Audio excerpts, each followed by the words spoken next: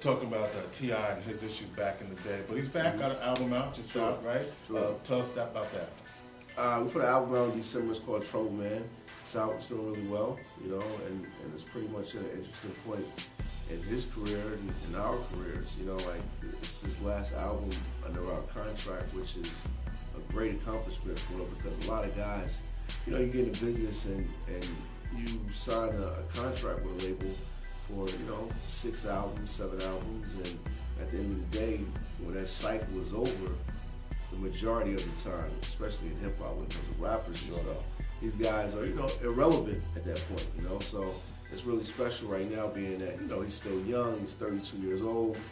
We've done a cycle of a contract. We've learned, you know, it's kind of like being in the locker room during halftime of the game now. You know, it's like, hey, we played the first half. We learned a lot of lessons, good things, bad things, and now we're just gearing up for that next half. You know, so it's exciting right now. Jason, you're the CEO of Grand Hustle Records, entrepreneur, because you got a lot of other things going on.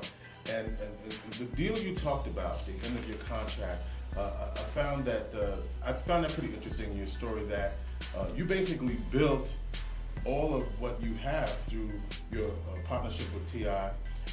And the rest from the ground up. And you said that as an entrepreneur, you either have it in you or you don't. You know, some people are not cut out for this game. You got to be a certain kind of person. So there's 2 questions in there. The first one is what kind of person you have to be. And then talk about your deal, because I thought that was kind of interesting, the way in which you structured your particular label deal and how unique that is and how that works. So let's talk about what kind of person you have to be. I mean, I think you and, you know, I named my company Grand Hustle.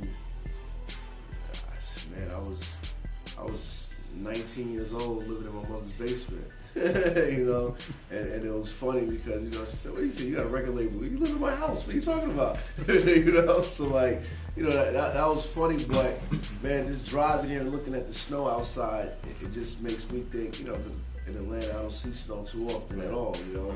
And once in a few years, once in a few years, man. So just driving through this neighborhood and looking at these houses and seeing the snow made me think of my childhood. I'm sitting in middle school right now, excuse me, I'm a little nasal, but in my childhood growing up, I used to get up in the morning and shovel snow. You know, like that's how I got paid. You know, like I was take that shovel out in Enterprise. Yes, you know yes, get up first one to the house. Get some money. You know, so now I got to beat the competition out and get to the house first. You know, so for me, man, it really started as a kid, and I look back on my life, and I look back. You know, I'm at a certain age right now. I have my own son, and he's 4 years old, and I think about, you know, how I'm going to raise my son. And I want to, you know, I want him to have more than I had, but there's certain things that I didn't have that made me the person I am today. You know what I'm saying? So like, you know, certain things that creates character, man.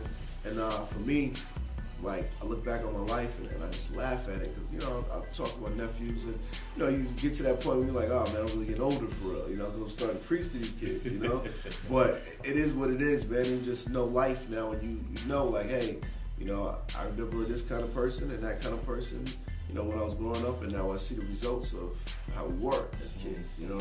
But honestly, man, I was always working. I was always, for me, I got to high school, you know, not that it's bad, because I think it's a good thing, but me personally, I didn't play basketball, I didn't play football, I didn't play sports and stuff like that, you know, like, I worked, you know, and I really, honestly, I wanted money, you know, like, so after school, before school, sometimes during school, like, you know, I always had some kind of hustle. It was selling mixtapes, it was, you know, just different things to create money for myself, and so that I could get, you know, my mother was, you know, single household parent, you know, so I had to, you know, make up the difference for what I wanted.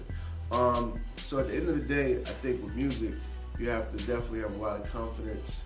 You have to have a lot of drive, you know, and obviously you have to have some talent as well, you know. But you have to have a little bit of all of that, you know. You got to get up early and you got to work, man, and keep your head down and work until it just develops for you.